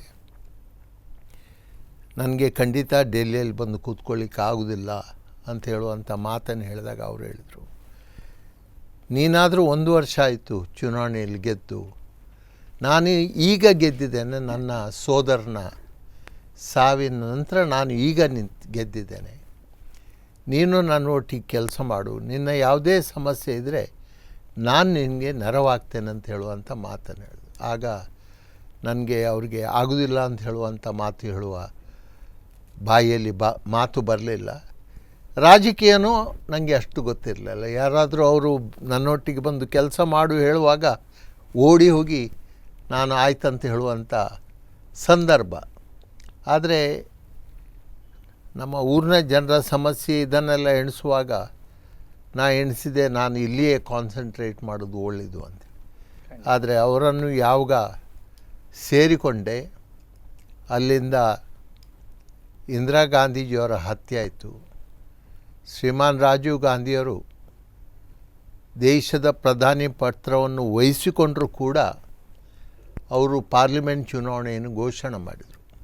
ನನ್ನ ನೆನಪಿನ ಪ್ರಕಾರ 13 ದಿವಸಗಳ ಒಳಗೆ ಅವರು ದೇಶದ ಪ್ರಧಾನಿಯಾದ 13 ದಿವಸಗಳ ಒಳಗೆ ಅವರು ಚುನಾವಣೆಯನ್ನು ಘೋಷಣೆ ಮಾಡಿ ಹೇಳಿದರು, ನಾನು ಜನರ ಮ್ಯಾಂಡೇಟ್ ಇಲ್ಲದೆ ದೇಶದ ಪ್ರಧಾನಿ ಪಾತ್ರ ವಹಿಸುವುದಿಲ್ಲ ಅಂಥೇಳಿ ಚುನಾವಣೆ ಘೋಷಣೆ ಮಾಡಿ ಮತ್ತೆ ದೇಶದಲ್ಲಿ ಚುನಾವಣೆ ಆಯಿತು.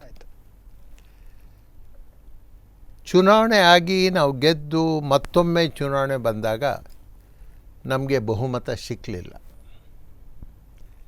ಶ್ರೀಮಾನ್ ರಾಜೀವ್ ಗಾಂಧಿಯವರು ಸರ್ಕಾರ ಮಾಡ್ಬೋದಿತ್ತು, ನಮ್ಮದು ಸಿಂಗಲ್ ಲಾರ್ಜೆಸ್ಟ್ ಪಾರ್ಟಿಯಾಗಿತ್ತು. ಅವರು ಹೇಳಿದ್ರು, ಎಲ್ಲಿವರೆಗೆ ನನಗೆ ಮ್ಯಾಂಡೇಟ್ ಕೊಡೋದಿಲ್ಲ ಜನ, ನಾನು ಸರ್ಕಾರ ಮಾಡೋದಿಲ್ಲ, I will sit in the opposition ಅಂತ ಹೇಳುವಂಥ ಮಾತನ್ನು ಹೇಳಿ ನಾವು ವಿರೋಧ ಪಕ್ಷದಲ್ಲಿ ಕೂತ್ಕೊಂಡಿದ್ದು. ಮತ್ತೆ ಚುನಾವಣೆ ಘೋಷಣೆ ಆದಾಗ ಸಂಪೂರ್ಣ ನಾವು ಗೆಲ್ಲುವಂಥ ಒಂದು ವಾತಾವರಣ ದೇಶದಲ್ಲಿ ನಿರ್ಮಾಣ ಆಯಿತು. ಶ್ರೀಮಾನ್ ರಾಜೀವ್ ಗಾಂಧಿಯರ ನೇತೃತ್ವದಲ್ಲಿಯೇ ನಾವು ಸರ್ಕಾರ ಮಾಡುವಂಥ ರೀತಿಯ ಒಂದು ವಾತಾವರಣ ದೇಶದಲ್ಲಿ ನಿರ್ಮಾಣ ಆದರೂ ದುರ್ದೈವವಶಾತ್ ರಾಜೀವ್ ಗಾಂಧಿಯರು ನಾವು ಕಳ್ಕೊಂಡ ಮೇಲೆ ನಾವೆಲ್ಲರೂ ಶ್ರೀಮತಿ ಸೋನಿಯಾ ಗಾಂಧಿಯವರು ಕಾಂಗ್ರೆಸ್ ಪಕ್ಷದ ಅಧ್ಯಕ್ಷರಾಗಬೇಕು, ಚುನಾವಣೆ ಆದಮೇಲೆ ಅವರು ಪ್ರಧಾನಮಂತ್ರಿ ಆಗಬೇಕಂತ ಹೇಳಿದಾಗ ಅವರು ಒಲ್ಲೆ ಅಂತ ಹೇಳಿದ್ರು. I will never take up that task ಅಂತ ಹೇಳಿದರು. ನಾವು ಮತ್ತೆ ನರಸಿಂಹರಾಯರನ್ನು ಕಾಂಗ್ರೆಸ್ ಪಕ್ಷದ ಅಧ್ಯಕ್ಷರು ಮಾಡಿ ಪ್ರಧಾನಮಂತ್ರಿ ಮಾಡಿ ದೇಶವನ್ನು ಆಳಿದೆ. ಯಾವಾಗ ಕಾಂಗ್ರೆಸ್ ಪಕ್ಷ ಕಷ್ಟದಲ್ಲಿ ಇದೆ ಅಂತ ಹೇಳಿ ಶ್ರೀಮತಿ ಸೋನಿಯಾ ಗಾಂಧಿಯರಿಗೆ ಗೊತ್ತಾಯಿತು, 7 ವರ್ಷದ ನಂತರ ಶ್ರೀಮಾನ್ ರಾಜೀವ್ ಗಾಂಧಿಯರ ಸಾವಿನ ನಂತರ 7 ವರ್ಷದ ನಂತರ ಅವರು ಮುಂದೆ ಬಂದು ಕಾಂಗ್ರೆಸ್ ಪಕ್ಷದ ಅಧ್ಯಕ್ಷರ ಸ್ಥಾನವನ್ನು ನಿರ್ವಹಿಸಿದರು. ನಾನು ರಿಟರ್ನಿಂಗ್ ಆಫೀಸರ್ ಆಗಿದ್ದೆ, ಪಾರ್ಲಿಮೆಂಟರಿ ಪಾರ್ಟಿಯ ಚುನಾವಣೆಯ ರಿಟರ್ನಿಂಗ್ ಆಫೀಸರ್ ಆಗಿದೆ. ಇಡೀ ಪಕ್ಷ ಹಾಗೂ ನಮ್ಮ ಎಲೈಸ್ ಶ್ರೀಮತಿ ಸೋನಿಯಾ ಗಾಂಧಿಯವರನ್ನು ಯುನಾನಿಮಸ್ಲಿ ಪಾರ್ಲಿಮೆಂಟರಿ ಪಾರ್ಟಿಯ ನಾಯಕಿ ಅಂಥೇಳಿ ಆರಿಸಿದ್ರು. ಅಂತ ಹೇಳಿದ್ರೆ she will be the next prime minister. She said no, I will not become the Prime Minister of this country. I won't take up that post ಅಂತ. ಕಡೆಗೆ ನಾವು ಅವರಿಗೆ ಆಥರೈಸೇಷನ್ ಕೊಟ್ಟಿತ್ತು, ನೀವು ನಿರ್ಧಾರ ಮಾಡಿ ಯಾರನ್ನು ಪ್ರಧಾನಮಂತ್ರಿ ಆಗಬೇಕು. ಅವರು ಡಾಕ್ಟರ್ ಮನಮೋಹನ್ ಸಿಂಗ್ ದೇಶದ ಪ್ರಧಾನಮಂತ್ರಿ ಆಗಬೇಕಂತ ಹೇಳುವಂಥ ನಿರ್ಧಾರ ಅವರು ತೆಕ್ಕೊಂಡ್ರು. ಯಾವ ಸಂದರ್ಭದಲ್ಲಿ ಇಂದಿರಾಜಿಯವರ ಒಟ್ಟಿಗೆ ಕಾಂಗ್ರೆಸ್ ಪಾರ್ಟಿಯ ಜಾಯಿಂಟ್ ಸೆಕ್ರೆಟರಿಯಾಗಿ ಕೆಲಸ ಮಾಡುವ ಅವಕಾಶ ಸಿಕ್ಕಿತು. ಅದರ ನಂತರ ಶ್ರೀಮಾನ್ ರಾಜೀವ್ ಗಾಂಧಿಯವರ ಒಟ್ಟಿಗೆ ಅವರ ಪಾರ್ಲಿಮೆಂಟರಿ ಸೆಕ್ರೆಟರಿಯಾಗಿ ಕೆಲಸ ಮಾಡುವ ಅವಕಾಶ ಸಿಕ್ಕಿತು. ತದನಂತರ AICCಯ ಜನರಲ್ ಸೆಕ್ರೆಟರಿ ಆಗುವ ಅವಕಾಶ ಸಿಕ್ಕಿತು. ಅದಾದಮೇಲೆ ಶ್ರೀಮಾನ್ ರಾಜೀವ್ ಗಾಂಧಿಯವರು ನೇರವಾಗಿ ನಾವು 3 ಜನ ಯುವಕರು ಅಹಮದ್ ಪಟೇಲ್ ಗುಜರಾತಿಗೆ ಕಳಿಸಿದರು, ಗೆಹ್ಲೋಟಿಗೆ ರಾಜಸ್ಥಾನಕ್ಕೆ ಪ್ರದೇಶ ಅಧ್ಯಕ್ಷರನ್ನಾಗಿ ಕಳಿಸಿದರು, ನನಗೆ ಕರ್ನಾಟಕಕ್ಕೆ ಪ್ರದೇಶ ಅಧ್ಯಕ್ಷನಾಗಿ ಕಳಿಸಿದರು. ವಿವಿಧ ಜವಾಬ್ದಾರಿಗಳನ್ನು ಅವರು ಕೊಟ್ಟರು. ದೇಶದ ಸರ್ಕಾರದ ಸದಸ್ಯರಾಗಿ ಅಂತ ಕೂಡ ಕೇಳಿಕೊಂಡ್ರು. ಕ್ಯಾಬಿನೆಟ್ ಅಹಮದ್ ಪಟೇಲ್ಜಿಯವರು ನಾನು ಇಬ್ಬರು ಹೇಳಿತ್ತು, ನಾವು ಪಕ್ಷದ ಕೆಲಸ ಮಾಡ್ತೇವೆ, ನಾವು ಕ್ಯಾಬಿನೆಟ್ ಸೇರುವುದಿಲ್ಲ ಅಂತ. 2 ಬಾರಿ ಶ್ರೀಮಾನ್ ರಾಜೀವ್ ಗಾಂಧಿಯವರು ನಮ್ಮನ್ನು ಈ ಕ್ಯಾಬಿನೆಟಿಗೆ ಸೇರ್ಲಿಕ್ಕೆ ಕೇಳಿಕೊಂಡ್ರು. ನಾನಂತೂ ಮತ್ತೆ ಡಾಕ್ಟರ್ ಮನಮೋಹನ್ ಸಿಂಗ್ ಜಿಯವರ ಕ್ಯಾಬಿನೆಟ್ನಲ್ಲಿ ಶ್ರೀಮತಿ ಸೋನಿಯಾ ಗಾಂಧಿಯವರ ಆದೇಶದ ಮೇರೆಗೆ ನಾನು ಮಂತ್ರಿ ಆದರೂ ಅಹಮದ್ ಪಟೇಲರು ಇವತ್ತಿನ ತನಕ ಮಂತ್ರಿ ಪದವಿ ಸ್ವೀಕಾರ ಮಾಡದೆ ಶ್ರೀಮತಿ ಸೋನಿಯಾ ಗಾಂಧಿಯವರಿಗೇ ನೆರವು ಕೊಡುವ ಕೆಲಸವನ್ನು ಮಾಡಿದರು. ಎಸ್ ಸರ್, ತಾವು ಲೇಬರ್ ಮಿನಿಸ್ಟರ್ ಆಗಿ, ಸೆಂಟ್ರಲ್ ಲೇಬರ್ ಮಿನಿಸ್ಟರ್ ಆಗಿ ಅತಿ ಹೆಚ್ಚು ಸರ್ವ್ ಮಾಡಿದ್ದೀರಿ ಅಂತ ಕೇಳಿದ್ದೆ ಸರ್. ಈ ಎಕ್ಸ್ಪೀರಿಯನ್ಸ್ ಬಗ್ಗೆ ತಾವು ಏನು ಹೇಳಲಿಕ್ಕೆ ಇಷ್ಟಪಡ್ತಾ ಇದ್ದೀರಿ? ನಾವು ಕಾರ್ಮಿಕರಾಗಿ ದುಡಿದವರು 2 ರೀತಿಯಲ್ಲಿ. ಒಂದು ರೀತಿಯಲ್ಲಿ ಅನ್ಆರ್ಗನೈಸ್ಡ್ ಲೇಬರ್, ಉದಾಹರಣೆಗೆ ನಮ್ಮಲ್ಲಿ ರಿಕ್ಷಾ ಡ್ರೈವರ್ಸ್ ಇದ್ದಾರೆ, ತರಕಾರಿ ಮಾರುವವರು ಇದ್ದಾರೆ, ಅಗ್ರಿಕಲ್ಚರಲ್ ಫಾರ್ಮರ್ಸ್ ಇದ್ದಾರೆ, ಲೇಬರ್ ಇದ್ದಾರೆ. ವಿವಿಧ ಕ್ಷೇತ್ರಗಳಲ್ಲಿ ಅನ್ಆರ್ಗನೈಸ್ಡ್ ವರ್ಕರ್ಸ್ ಒಟ್ಟಿಗೆ ದುಡಿದಿದ್ದೇವೆ ನಾವು. ನಿಮಗೆ ಪ್ರಥಮ ಹಂತದಲ್ಲಿ ಹೇಳಿದೆ, ನಾನು ಲೈಫ್ ಇನ್ಶೂರೆನ್ಸ್ ಕಾರ್ಪೊರೇಷನ್ಗೆ ನಾನು ಕೆಲಸ ಮಾಡಿದೆ. ಅಲ್ಲಿ ಕೂಡ I was very active in the field of union activities. ಹಾಗಾಗಿ ಅದನ್ನು ಎಣಿಸಿಕೊಂಡೇ ನನಗೆ ಆ ಜವಾಬ್ದಾರಿ ಕೊಟ್ಟಿದ್ರೋ ಗೊತ್ತಿಲ್ಲ ನನಗೆ. I was very happy to work as labor minister. Social security for the organized worker ನಮ್ಮಲ್ಲಿ ಇದೆ. After a big struggle international ಲೆವೆಲ್ನಲ್ಲಿ ILO ಸಂಘಟಿತ ಕಾರ್ಮಿಕರಿಗೆ ದೊಡ್ಡ ಸೇವೆಯನ್ನು ಮಾಡಿದೆ. ಆದರೆ ಅಸಂಘಟಿತ ಕಾರ್ಮಿಕರಿಗೆ ಯಾವ ಸವಲತ್ತು ದೇಶದಲ್ಲಿ ಇರಲಿಲ್ಲ. ಅನ್ಆರ್ಗನೈಸ್ಡ್ ಶ್ರೀಮತಿ ಸೋನಿಯಾ ಗಾಂಧಿಯವರು, ಡಾಕ್ಟರ್ ಮನಮೋಹನ್ ಸಿಂಗ್ ನನಗೆ ಆಗಾಗ ಹೇಳ್ತಾಯಿದ್ರು, ನಾವು ಇವರಿಗೆ ರಕ್ಷಣೆ ಕೊಡಲಿಕ್ಕೆ ಆದಷ್ಟು ಬೇಗನೆ ಕಾನೂನು ತರಬೇಕಂಥೇಳಿ. ಅವರ ಒಂದು ಪ್ರೋತ್ಸಾಹದ ನೆಲೆಯಲ್ಲಿ ಸಾಮಾನ್ಯವಾಗಿ ಇವತ್ತು ಅಂದಿನ ದಿನಗಳಲ್ಲಿ ಮೇ ಬಿ 6% %8 ಆರ್ಗನೈಸ್ಡ್ ಲೇಬರ್ ಇತ್ತು. ಓಕೆ ಈಗ 6% ಆರ್ಗನೈಸ್ಡ್ ಲೇಬರ್ ಇದೆ. ಓಕೆ ಶ್ರಿಂಕ್ ಆಗ್ತಾ ಇದೆ. ಆರ್ಗನೈಸ್ಡ್ ಲೇಬರ್ ಶ್ರಿಂಕ್ ಆಗ್ತಾ ಇದೆ, ಅನ್ಆರ್ಗನೈಸ್ಡ್ ಲೇಬರ್ ಎಕ್ಸ್ಪಾಂಡ್ ಆಗ್ತಾ ಇದೆ. 92% ಅನ್ಆರ್ಗನೈಸ್ಡ್ ಲೇಬರಿಗೆ ಸೋಷಲ್ ಸೆಕ್ಯೂರಿಟಿ ಮಾಡುವಂಥ ಕಾನೂನು ತರುವಂಥ ಒಂದು ಜವಾಬ್ದಾರಿ ನನ್ನ ಮೇಲೆ ಹಾಕಿದರು. ಓಕೆ ನಾನು ಅದನ್ನು ನಿಭಾಯಿಸಲಿಕ್ಕೆ ಸಾಧ್ಯ ಆಯ್ತು ಹೇಳಲಿಕ್ಕೆ ಸಂತೋಷ ಪಡ್ತಾ ಇದ್ದೇನೆ. ಯಾಕೆ ಇದು ಕಷ್ಟ ಆಗಿತ್ತು ಅಂತ ಹೇಳಿದ್ರೆ, ನಮ್ಮಲ್ಲಿ ಪಾರ್ಲಿಮೆಂಟ್ರಿ ಸ್ಟ್ಯಾಂಡಿಂಗ್ ಕಮಿಟೀಸ್ ಇದೆ. ಯಾವುದೇ ಕಾನೂನು ಪಾರ್ಲಿಮೆಂಟಿಗೆ ನಾವು ಮಂಡನೆ ಮಾಡಿದಾಗ ಅದನ್ನು ಪಾಸ್ ಮಾಡಬೇಕಾದ್ರೆ ಸ್ಟ್ಯಾಂಡಿಂಗ್ ಕಮಿಟಿಗೆ ಹೋಗ್ತದೆ. ಕರೆಕ್ಟ್. ಅಂದಿನ ಸ್ಟ್ಯಾಂಡಿಂಗ್ ಕಮಿಟಿ ಯಾವ ನಿರ್ಧಾರ ತಗೊಳ್ಳಿಕ್ಕೆ ತಯಾರಿತ್ತು ಅಂಥೇಳಿ ನನ್ನ ಗಮನಕ್ಕೆ ಬಂತ ಹೇಳಿದ್ರೆ, to reject our proposal for social security, not on the ground that ಅದು ಸರಿ ಇಲ್ಲ ಅಂತಲ್ಲ, ನಾವು ಏನು ಮಾಡ್ತಾಯಿದ್ದೇವೆ ಅದು ಸಾಕಾಗೋದಿಲ್ಲ ಅಂತ ಹೇಳಿ ಅವ್ರು ರಿಜೆಕ್ಟ್ ಮಾಡಲಿಕ್ಕಿದ್ರು. ಓಕೆ ಆಗ ನಾನು ಕಮಿಟಿಯ ಅಧ್ಯಕ್ಷರಿಗೆ ನೇರವಾಗಿ ಸಂಪರ್ಕ ಮಾಡಿ ಹೇಳಿದೆ, ನೀವು ಯಾವ ನಿರ್ಧಾರ ತಗೊಳ್ಳಿ, ಆದರೆ ನನಗೆ ಸ್ಟ್ಯಾಂಡಿಂಗ್ ಕಮಿಟಿಯ ಮುಂದೆ ಬರಲಿಕ್ಕೆ ಅವಕಾಶ ಕೊಡಿ ಅಂಥೇಳಿ. ಓಕೆ ಇದು ಬಹುಶಃ ಪಾರ್ಲಿಮೆಂಟಿನ ಇತಿಹಾಸದಲ್ಲಿ ಇದೆಯಾ ಇಲ್ಲ ನಂಗೆ ಗೊತ್ತಿಲ್ಲ. ಯಾವ ಮಂತ್ರಿ ಕೂಡ ಪಾರ್ಲಿಮೆಂಟ್ರಿ ಕಮಿಟಿ ಎದುರಿಗೆ ಹೋಗುವಂಥದ್ದಿಲ್ಲ. ಓಕೆ ಪಾರ್ಲಿಮೆಂಟ್ರಿ ಕಮಿಟಿ ಯಾವ ಅಧಿಕಾರಿಯನ್ನು ಕರಿಬೋದು, ಆದರೆ ನಾನು I offered myself as a minister to go before the parliamentary standing committee.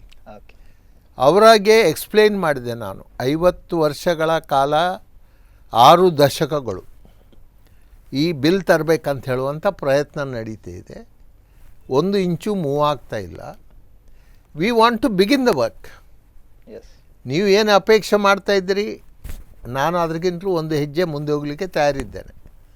ಆದರೆ ಫೈನಾನ್ಸ್ ಪ್ಲ್ಯಾನಿಂಗ್ ನಮಗೆ ಅಷ್ಟು ಹಣ ಕೊಡುವ ಸ್ಥಿತಿಯಲ್ಲಿ ಇಲ್ಲ. ಇವತ್ತು ಏನು ಹಣ ಅವರು ಕೊಡಲಿಕ್ಕೆ ತಯಾರಿದ್ದಾರೆ ಅದನ್ನು ತಗೊಂಡು ಪ್ರಾರಂಭ ಮಾಡೋಣ. Let us make a beginning, first step. If you don't take the first step you will never take the first step ಅಂತ ಹೇಳಿದಾಗ they said okay, we will not oppose your move but will not support your move. So ಆ ರೀತಿಯಲ್ಲಿ ಅವ್ರು report ಕೊಡುವುದರಿಂದಾಗಿ ಈ bill pass ಮಾಡಲಿಕ್ಕಾಯಿತು. ಆ ಕೆಲಸ ಪ್ರಾರಂಭ ಆಯಿತು. ಇವತ್ತು ಯಾರೇ ಅನ್ಆರ್ಗನೈಸ್ಡ್ ವರ್ಕರ್ ನಮ್ಮ ಕಾನೂನು ಪ್ರಕಾರ ಇನ್ಶೂರೆನ್ಸ್ ಕವರ್ ಮಾಡಿಕೊಂಡ್ರೆ ಅವರು ₹1 ಕೊಡಬೇಕಾಗಿಲ್ಲ. ಅವ್ರಿಗೆ ₹30,000 ಹೆಲ್ತ್ ಇನ್ಶೂರೆನ್ಸ್ ಫ್ರೀಯಾಗಿ ಸಿಗ್ತದೆ. ಸತ್ತರೆ, ಆಕ್ಸಿಡೆಂಟ್ ಆಗಿ ಕೆಲಸದಲ್ಲಿ ಸತ್ತರೆ ₹75,000 ಅವ್ರಿಗೆ ಇನ್ಶೂರೆನ್ಸ್ ಸಿಗ್ತದೆ. ವಿಕಲಾಂಗ ಆದರೆ, ಟೋಟ್ಲಿ ಡಿಸೇಬಲ್ಡ್ ಆದರೆ ದೇ ವಿಲ್ ಗೆಟ್ ₹75,000. ಒಂದು ಕೈ ಒಂದು ಕಾಲು ಆಕ್ಸಿಡೆಂಟ್ ಆದರೆ, ವಿಕಲಾಂಗ ಆದರೆ ₹37,500 ಅವರಿಗೆ ಸಿಗ್ತದೆ. ಅವರ ಕುಟುಂಬಕ್ಕೆ ವರ್ಷಕ್ಕೆ ₹30,000, 5 ಜನ ಇರುವ ಸದಸ್ಯರ ಒಂದು ಕುಟುಂಬಕ್ಕೆ ₹30,000 ಇನ್ಶೂರೆನ್ಸ್, ಹೆಲ್ತ್ ಇನ್ಶೂರೆನ್ಸ್ ಅವ್ರಿಗೆ ದೊರೀತು. ಇಂಥ ಹಲವಾರು ಕಾರ್ಯಕ್ರಮಗಳು ತಮ್ಮ ಲೈಫ್ ಇನ್ಶೂರೆನ್ಸ್ ಕಾರ್ಪೊರೇಷನ್ ಇಂದ ಒಂದು ಎಕ್ಸ್ಪೀರಿಯನ್ಸ್ ಇಂದ ಇದೆಲ್ಲ ಇಂಪ್ಲಿಮೆಂಟ್ ಮಾಡಲಿಕ್ಕೆ life insurance corporation definitely has given me enough knowledge on the insurance front. ಅದು ಹೆಲ್ತ್ ಇನ್ಶೂರೆನ್ಸ್ ಆಗಲಿ, ಸೋಷಲ್ ಸೆಕ್ಯೂರಿಟಿ ಆಗಲಿ, ಲೈಫ್ ಇನ್ಶೂರೆನ್ಸ್ ಆಗಲಿ, this has given me enough exposure to insurance, and with that knowledge I can say today, ಇವತ್ತು ನಾವು ಏನು premium ಕಟ್ತಾ ಇದ್ದೇವೆ, ₹30,000 ಏನು ಹೆಲ್ತ್ ಕವರ್ ಕೊಡ್ತೇವೆ, ಅದೇ ಪ್ರೀಮಿಯಮ್ಗೆ ನಾವು ₹1,00,000 ಹೆಲ್ತ್ ಕವರ್ ಕೊಡುವ ಸಾಧ್ಯತೆ ಇದೆ ಅಂಥೇಳಿ ನಾನು ಕೆಲಸ ಪ್ರಾರಂಭ ಮಾಡಿದ್ದೆ. ಆದರೆ ಅದರೊಳಗೆ ಸರ್ಕಾರ ಬದಲಾವಣೆ ಆಯಿತು. ಈಗಿನ ಸರ್ಕಾರವಾದರೂ ಅದನ್ನು ಇಂಪ್ಲಿಮೆಂಟ್ ಮಾಡಿ ಅಂಥೇಳಿ ನಾನು ಕೇಳ್ಕೊಂಡಿದ್ದೇನೆ. ಅವರಿಗೆ ನೇರವಾಗಿ ನೆರವು ಮಾಡಬೇಕಾದ್ರೂ ನಾನು ನೆರವು ಮಾಡಲಿಕ್ಕೆ ತಯಾರಿದ್ದೇನೆ. Yes sir. ಸರ್, ಇವತ್ತು ನಾವು ನೆನಪು ಮಾಡಬೇಕಂತಾದರೆ ಜಾರ್ಜ್ ಫರ್ನಾಂಡಿಸ್ ಅಂತ ಹೇಳುವಾಗ ಅವರು ಕೊಂಕಣ್ ರೈಲ್ವೆ ಅಂತೇಳಿ ಒಂದು ನೆನಪು ಬರುತ್ತೆ. ಆಸ್ಕರ್ ಫರ್ನಾಂಡಿಸ್ ಅಂತ ನಾವು ನೆನಪು ಮಾಡಿಕೊಂಡ್ರೆ ಅವರನ್ನು ಯಾವ ಒಂದು ಈ ಲೇಬರ್ ರಿಫಾರ್ಮ್ಸ್ಗಳಿಗೋಸ್ಕರ ನೆನಪು ಮಾಡ್ಕೋಬೇಕಾ ಅಥವಾ ಯಾವುದಕ್ಕೋಸ್ಕರ ನೆನಪು ಮಾಡ್ಕೋಬೇಕು ಅಂತ ಪ್ರಾಯಶಃ ಕೊಂಕಣ್ ರೈಲ್ವೆ ಪ್ರಾರಂಭ ಮಾಡಿದ್ದು ನಾನು, ಓಕೆ ಹೆಸರು ಕೊಟ್ಟದ್ದು ಅವರು. ಓಕೆ ಯಾವಾಗ 80ನೇ ಚುನಾವಣೆಯಲ್ಲಿ ನಾನು ಗೆದ್ದಾಯಿತು, ಶ್ರೀಮಾನ್ ಟಿ ಎಪ್ಪ ಅವ್ರ ಹತ್ರ ನಾನು ಹೋಗಿದ್ದೆ. ಓಕೆ ನೀವು ಅಡ್ವೈಸ್ ಕೊಡಿ ಏನು ಮಾಡಬೇಕು ಅಂತ ಹೇಳುವಾಗ ಅವರು ಹೇಳಿದರು, ನಾನು ಖುದ್ದು ರೈಲ್ವೆ ಮಂತ್ರಿ ಆಗಿದ್ದೆ, ಆದರೆ ಈ ರೈಲ್ವೆ ಲೈನ್ ಮಾಡಲಿಕ್ಕೆ ನನ್ನ ಹತ್ರ ಆಗಲಿಲ್ಲ. ಯಾಕೆ ಹೇಳಿದರೆ ವಯಬಿಲಿಟಿ ಇಲ್ಲ ಅಂತ ಹೇಳುವಂಥ ರಿಪೋರ್ಟ್ ಇದೆ, ಆದ್ದರಿಂದ ಇದನ್ನು ಮಾಡಲಿಕ್ಕೆ ಬರ್ತಾ ಇಲ್ಲ, ನೀನಾದರೂ ಮಾಡಲಿಕ್ಕೆ ಆಗ್ತದೆಯಾ ನೋಡು ಅಂತ ಹೇಳುವಂಥ ಮಾತನ್ನು ಹೇಳಿದ್ರು. ನಾನು ರೈಲ್ವೆ ಅವ್ರ ಹತ್ರ ಕನ್ಸಲ್ಟ್ ಮಾಡಿದಾಗ ಒಬ್ಬ ಅಧಿಕಾರಿ ನನಗೆ ಬಂದು ಹೇಳಿದರು, ಇವರು ಮಾಡಿದ ಮುಂಚಿನ ಸರ್ವೆ ಪ್ರಕಾರ it is a non viable scheme. Okay so you order for a fresh survey and see that it is taken as a viable scheme ಅಂತ ಹೇಳಿದರು. ಕಿವಿ ಮಾತು ಹೇಳಿದರು.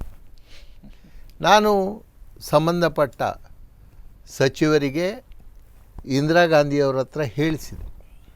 ಓಕೆ ಇಂದಿರಾ ಗಾಂಧಿಯವರು ಭಾಳ ಸಂತೋಷದಿಂದ ಆ ಮಂತ್ರಿಗೆ ಹೇಳಿದರು, ಇದು ಪುನಃ ಸರ್ವೆ ಮಾಡಬೇಕು, ಸರ್ವೆ ಆದ ಮೇಲೆ ವಯಬಿಲಿಟಿ ಇದ್ದರೆ ಈ ಕಾರ್ಯಕ್ರಮ ಪ್ರಾರಂಭ ಮಾಡಬೇಕು ಅಂತೇಳಿ. ಆ ಸರ್ವೆ ಆಯಿತು. ಸರ್ವೆಯ ನೆಲೆಯಲ್ಲಿ it is A viable scheme ಅಂತ ಆಯಿತು. It is A missing link between Bombay and Mangalore ಅಂತ ಹೇಳುವಂಥದ್ದಾಯಿತು. ಆದ್ದರಿಂದ ಇದಕ್ಕೆ ಬೇಕಾದ ಫೈನಾನ್ಸ್, ಪ್ಲ್ಯಾನಿಂಗ್ ಕಮಿಷನ್ ಅದಕ್ಕೆ ಸಪೋರ್ಟ್ ಮಾಡುವ ನಿರ್ಧಾರ. ಅದರ ಮೊದಲು ಇಂದಿರಾ ಗಾಂಧಿಯವರು ಹೇಳಿದರು, ನೀವು ಮಂಗಳೂರಿನಿಂದ ಉಡುಪಿ ತನಕ ಕೆಲಸ ಪ್ರಾರಂಭ ಮಾಡಿ ಅಂತ ಹೇಳುವಂಥ ಮಾತನ್ನು ಹೇಳಿದರು. ಓಕೆ ಘನಿಕಾಂತ್ ಚೌಧರಿ ಅವರು ರೈಲ್ವೆ ಮಂತ್ರಿಗಳಾಗಿದ್ದರು.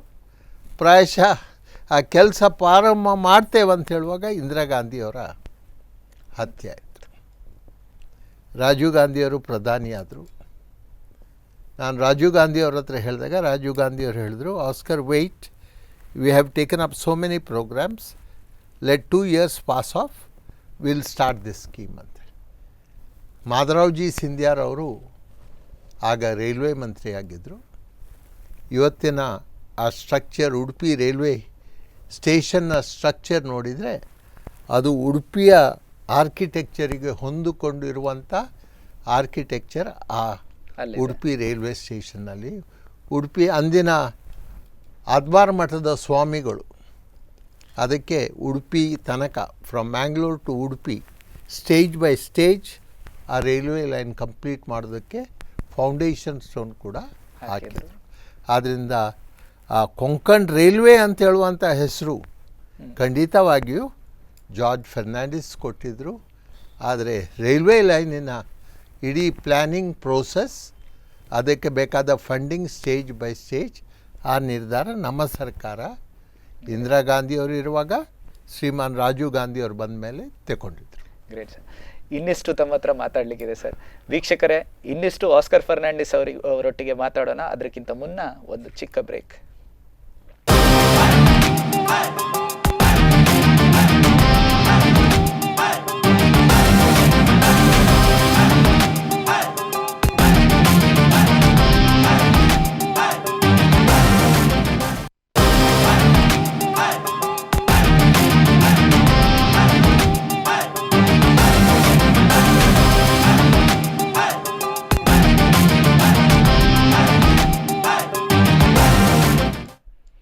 ಎಸ್ ವೀಕ್ಷಕರೇ, ನಾವು ಮಾತಾಡ್ತಾ ಇದ್ವಿ ಆಸ್ಕರ್ ಫರ್ನಾಂಡಿಸ್ ಅವರೊಂದಿಗೆ VIP ಲಾಂಚ್ ಕಾರ್ಯಕ್ರಮದಲ್ಲಿ.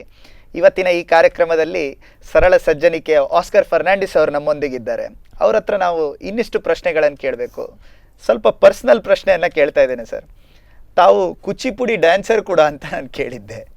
ಆ ಒಂದು ಡ್ಯಾನ್ಸ್ ಫಾರ್ಮನ್ನು ತಾವು ಹೇಗೆ ಕಲ್ತ್ರಿ? ಪ್ರಾಯಶಃ ನಾನು ಯುವಕನಾಗಿದ್ದೆ. 12 ಜನ ಮಕ್ಕಳಂತ ನಾನು ಹೇಳಿದೆ ನಿಮಗೆ. ನನ್ನ ಕೊನೆಯ ಇಬ್ಬರು ತಂಗಿಯಂದಿರು ಪ್ರಾಯಶಃ ಅಂದಿನ ದಿನಗಳಲ್ಲಿ they were the top most Bharatanatyam dancers. Okay academy of general education okay ಅವರ ಮ್ಯೂಸಿಕ್ ಸ್ಕೂಲ್ ನಮ್ಮ ಮನೆಯ ಎದುರಿಗಿತ್ತು. ಆ ಸ್ಕೂಲಿನ ಬೀಗದ ಕೈ ನಮ್ಮ ಮನೆಯಲ್ಲಿ ಇಡ್ತಾಯಿದ್ರು. ಸೊ ಅಲ್ಲಿ ಯಾವಾಗ ಬೆಳಗ್ಗೆ ಹೋಗಿ ಶಾಲೆ ನಾನು ತೆರೀತಿದ್ದೆ, ಅಲ್ಲಿ ತಬಲೆ ಬಡಿಯುವಂಥದ್ದು, ಹಾರ್ಮೋನಿಯಂ ಉಪಯೋಗಿಸುವಂಥದ್ದು, ಭರತನಾಟ್ಯಂ ಮಾಡುವಂಥದ್ದು. ನಾನು ಭರತನಾಟ್ಯಂ ಮಾಸ್ಟರ್ ಅಡಿಯಲ್ಲಿ ಕಲಿಯಲಿಲ್ಲ. ನನ್ನ ತಂಗಿಯಂದಿರು ಹಾಕುವ ಹೆಜ್ಜೆಗಳನ್ನು ನಾನು ಹಾಕೋದ್ರ ಮೂಲಕ ಭರತನಾಟ್ಯಂ ನಾನು ಕಲಿತೆ. ಆದರೆ ಮುಂದಿನ ಜೀವನದಲ್ಲಿ ಅದನ್ನು ಕಂಪ್ಲೀಟ್ ನನಗೆ ಮಾಡಲಿಕ್ಕೆ ಆಗಲಿಲ್ಲ ಅಂತ ಹೇಳುವಂಥ ಕೊರಗು ನನಗಿತ್ತು. ಸೊ 65ನೇ ವರ್ಷ ಪ್ರಾಯದ ಸಂದರ್ಭದಲ್ಲಿ ನಾನು ಎಣಿಸಿದೆ, ಎಂದಾದರೂ ಇದನ್ನು ನಾನು ಕಂಪ್ಲೀಟ್ ಮಾಡಬೇಕು ಹೇಳಿದಾಗ ನನಗೆ ಡೆಲ್ಲಿ ಒಳಗೆ ಭರತನಾಟ್ಯಂ ಟೀಚರ್ ಸಿಕ್ಕಲಿಲ್ಲ, ಕೂಚಿಪುಡಿ ಟೀಚರ್ ಸಿಕ್ಕಿದ್ರು. ಭರತನಾಟ್ಯಂ ಕೂಚಿಪುಡಿ ಇಟ್ಸ್ ಆಲ್ಮೋಸ್ಟ್ ವ್ಯತ್ಯಾಸಗಳಿಲ್ಲ. ಯಾಕೆ ಹೇಳಿದ್ರೆ ಒಂದು ರಾಜ್ಯದಲ್ಲಿ ಒಂದು ಭಾಷೆಯಲ್ಲಿ ಅವರು ನಾಟ್ಯ ಕಲಿಸಿದರೆ, ಕರ್ನಾಟಕದಲ್ಲಿ ನಮ್ಮ ಭಾಷೆಯಲ್ಲಿ ನಾಟ್ಯ ಕಲಿಸಿದ್ರು. ಆದ್ದರಿಂದ ನಾನು ಕೂಚಿಪುಡಿ 3 ವರ್ಷಗಳ ಕಾಲ ಒಂದು ದಿವಸನೂ ಬಿಡದ ರೀತಿಯಲ್ಲಿ ನಾನು ಕೂಚಿಪುಡಿಯನ್ನು ಕಲಿತೆ. ಈಗ ಕೂಚಿಪುಡಿ ಮಾಸ್ಟ್ರು ಬರ್ತಾ ಇಲ್ಲ, ಇವರು ಮ್ಯೂಸಿಕ್ ಬಾರಿಸ್ತಾ ಇರ್ತಾರೆ, ನಾನು ಕುಣಿತಾ ಇರ್ತೇನೆ. ಓಕೆ ಸರ್, ತಮ್ಮ ಹತ್ರ ಕೇಳಬೇಕು, ತಾವು ಪಾರ್ಲಿಮೆಂಟ್ರಿ ಫೋರಮ್ ಫಾರ್ ಏಡ್ಸಲ್ಲೂ ಸ್ವಲ್ಪ ಕೆಲಸವನ್ನು ಮಾಡಿದ್ದೀರಿ ಮತ್ತು ಅದರಲ್ಲಿ ತುಂಬ ಒಂದು ಕೆಲಸಗಳ ಒಂದು ಕಾರ್ಯವನ್ನು ಮಾಡಿದ್ದೀರಿ ಅಂತ ಕೇಳಿದ್ದೆ.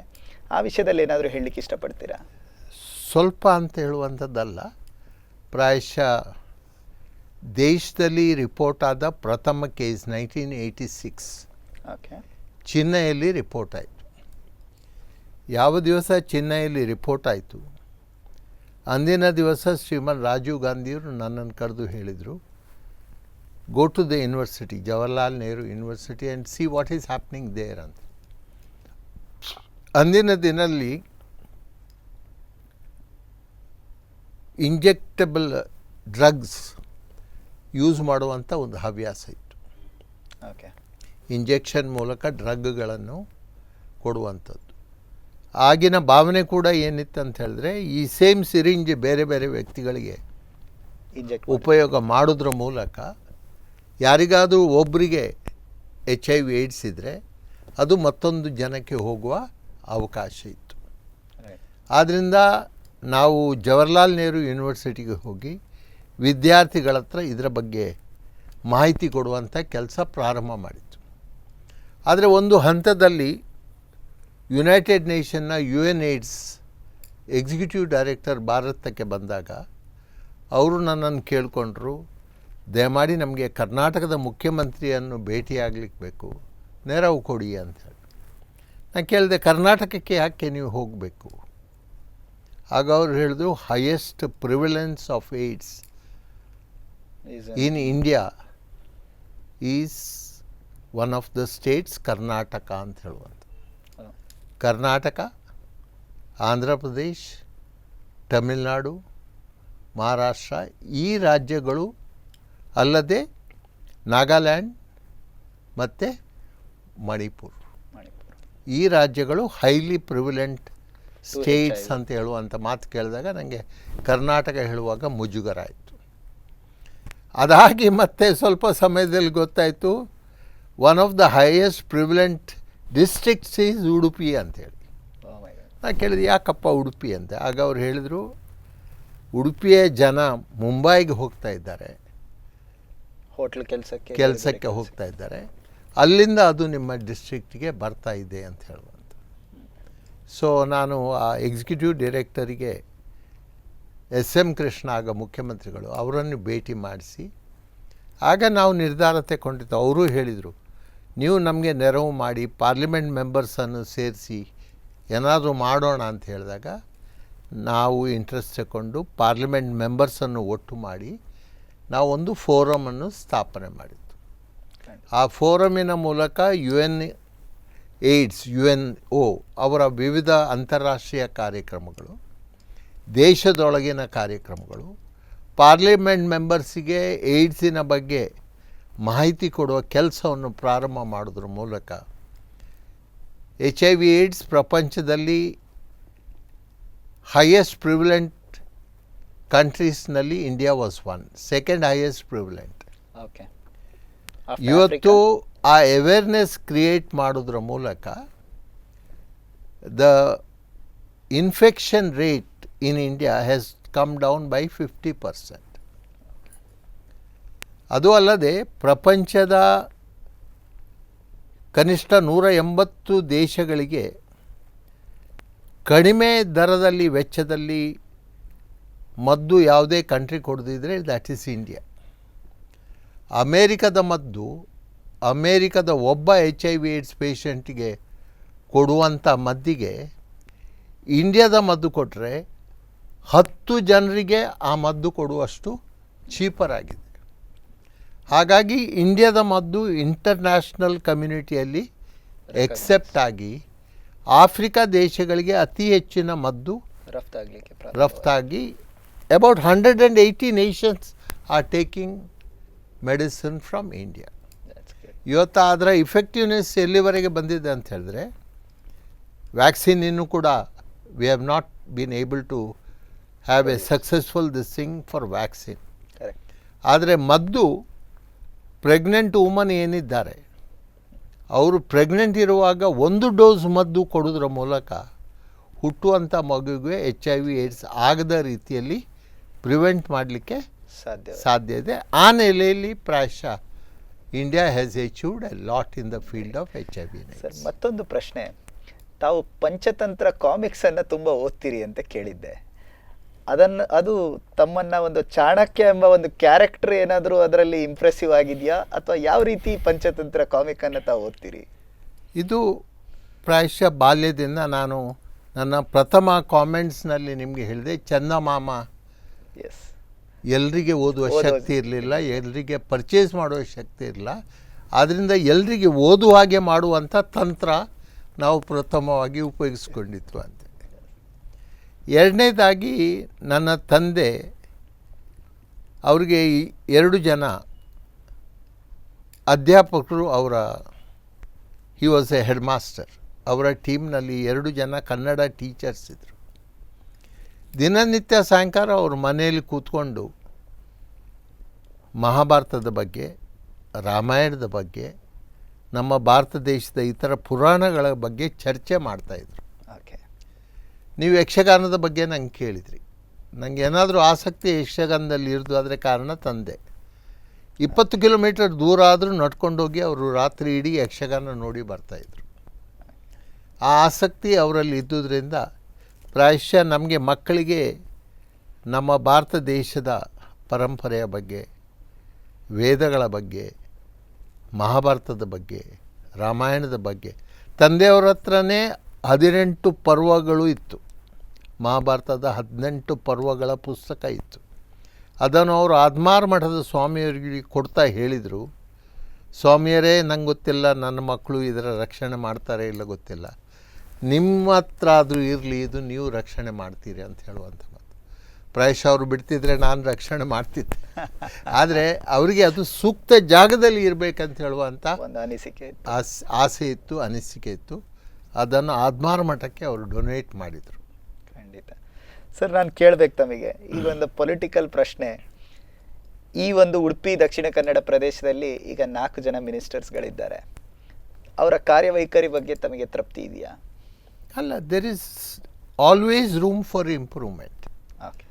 There is always room for improvement. ಉದಾಹರಣೆಗೆ ಯಾರಾದರೂ ನನ್ನ ಸಮಯ ಹೇಗೆ ಉಪಯೋಗ ಮಾಡ್ತೇನೆ ಅಂತ ಕೇಳಿದ್ರೆ, ನಾನು ನನ್ನದೇ ರೀತಿಯಲ್ಲಿ ಜನರಿಗೆ I try to reach out to the people.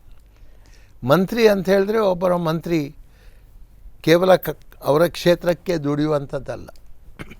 ಒಬ್ಬ ಮಂತ್ರಿ ಇಡೀ ರಾಜ್ಯಕ್ಕೆ ಕೆಲಸ ಮಾಡಬೇಕು. ಖಂಡಿತ.